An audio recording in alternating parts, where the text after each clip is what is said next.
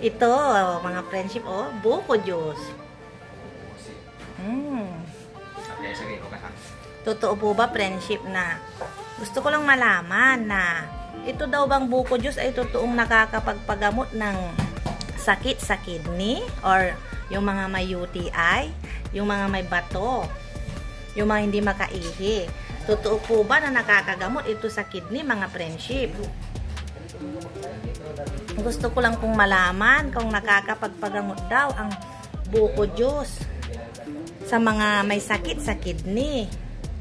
Gusto ko lang pong malaman, mga friendship, kasi minsan sumasakit din yung ano ko, yung puson ko, kasi nga lagi akong kumakain ng maaalat na pagkain. Tapos yung mga tulad ng mga chichirya, tapos mga soft drinks, ganun.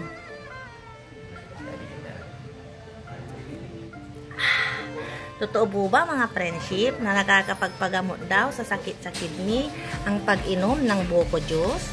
Gusto ko lang pong malaman, mga friendship. Totoo po ba yon? Kasi paborito ko ang buko juice. Sarap. Ang tamis. Bunga ito ng buko namin. Ayan. Ako ang tignan nyo, hindi maganda. Totoo po ba na nakakapaggamot daw sa sakit na kidney ang pag-inom ng buko juice, mga friendship?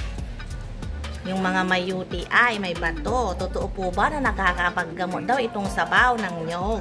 Sabaw ng nyog, mga friendship. Sabaw ng nyog, totoo po ba yun? Yung mga hindi makaihi? Kasi favorite ko ito. Gusto ko lang pong malaman, mga friendship. Maraming salamat po sa sasagot. Advance thank you po. Maraming salamat.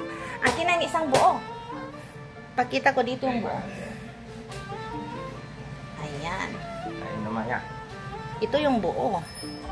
So, ayan, muntik na siyang mahiwa ng itak. Kasi, bunga ito ng nyog namin. Tignan nyo, mga friendship. My favorite nyog. Sabaw ng nyog.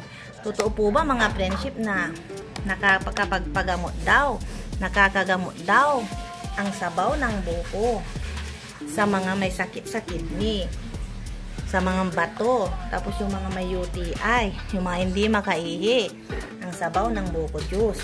Gusto ko lang pong malaman. Favorite ko po ito eh. Saka minsan sumasakit din yung puson ko kasi mahilig ako sa soft drinks at yung mga maaalat na mga pagkain tulad ng chichirya, mga friendship. Totoo po ba na nakakapagpagamot daw ito, yung mga sabaw niya, itong buko? Maraming salamat po sa sasagot, mga friendship. Thank you po sa sasagot. Ay, ang sabaw niya, ipakita nyo dito. Halika kayo dito. Ay, kunti lang ang sabaw niya daw sa pichel. Patingin. Wala na bang laman? Maraming salamat po sa sasagot, mga friendship. Kunin mo, Banjo, yung nasa pichel. Ayan, ito. Kunti lang ang laman ng isang buko na madaya. Totoo po ba na nakakagamot daw ang sabaw ng buko juice sa mga may sakit sa kidney, sa bato, yung mga may UTI, yung hindi makaihi, mga friendship? Thank you po sa sasagot. Gusto ko lang pong malaman. Advance thank you po sa mga sasagot. Masustansya daw ang buko.